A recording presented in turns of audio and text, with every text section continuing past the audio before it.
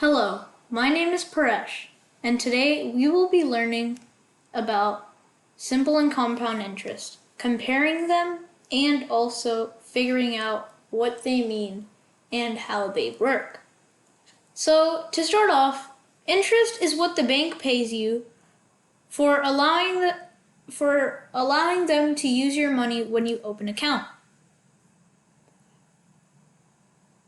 Now, when you usually give your money to the bank, they also give it to other people through loans. So, meaning you lose money, but the bank still considers it as your own. So, most of the time, they'll transfer other people's money when you want to withdraw, but they'll also give you interest on your account for allowing them to use your money. This is why interest is so important to many people, because sometimes it helps them continue their living. Now, let's learn about simple interest first. Simple interest is interest paid only on the new balance, or the principal. Here, the formula is I equals to PRT, where I is interest earned, P is principal amount, R is rate as a decimal, and T is time in years. So, here, this is a table for Roberto, whose parents opened a savings account for him on his birthday. The account earns simple interest at an annual rate of 5%.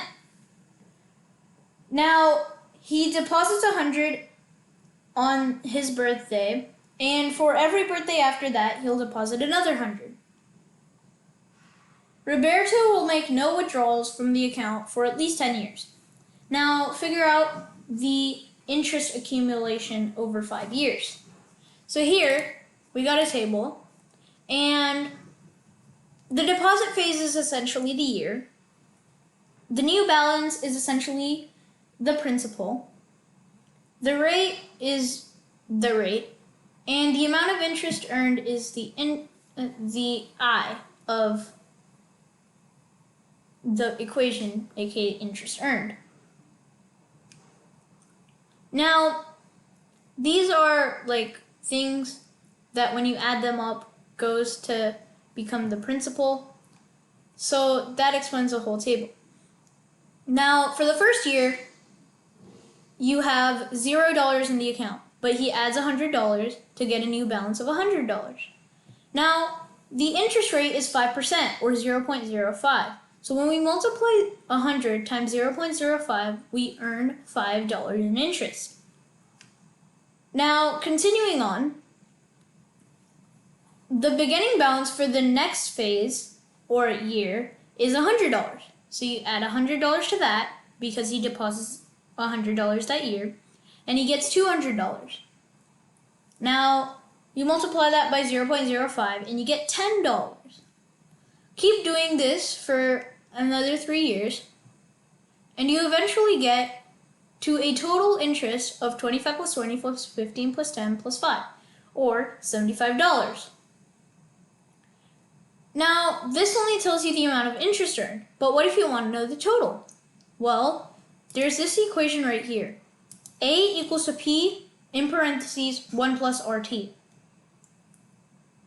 Instead of there being interest, now A is equal to the total amount at the end of the year. So, essentially, P, the principal, 500, 1 plus 5 times 0.05 equals 575. Now, let's go to compound interest. Most banks pay using compound interest, and this is interest stacked on principal plus all previous interest. So, basically, when you get a new balance, the balance will include the amount of interest you earned previously. So the equation for this gives you the total amount, and it's A equals to P, 1 plus R in parentheses, to the power of T, where P is the principal, or the new balance, T is the time in years, or the deposit phase, R is interest rate as a decimal, interest rate, and A is the total in the account after 2 years, or the ending balance. So here we can see, here she deposits 100 because it's Claire, and they get to a new balance of $100. The interest rate is 5%, so she earns $5. Now, you add these $5 to the new balance of that year to get an ending balance of $105. Now, the next year, her beginning balance starts at $105.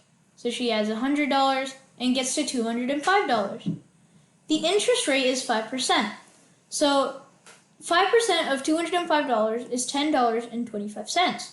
So she gets to an ending balance of $215.25. Do this for 3 more years and you get to a total of $580.19. Therefore, this would give you much more than this.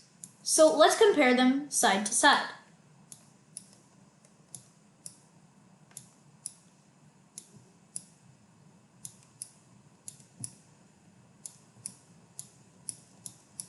So right over here, we can tell the amount of interest earned every time is much more different between the two. In the end of the year, Roberto makes $25, but Claire makes $27.63. Sorry, $27.63. And their totals come out to compound interest, $580.19. Simple interest, $575.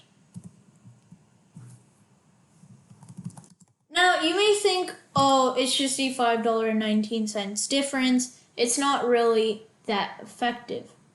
But when you think about it, as you go on over the years, this money stacks up. Well, this money goes at a constant rate. So essentially, you get a steeper and steeper slope every time for compound interest, while the slope of the simple interest graph stays at the same rate. Therefore, it's much more beneficial to have a compound interest account than a simple interest account. So today we learned about simple interest, compound interest, how they work, and what the difference between them is, and usually that banks mostly use compound interest for the benefit of the account holder.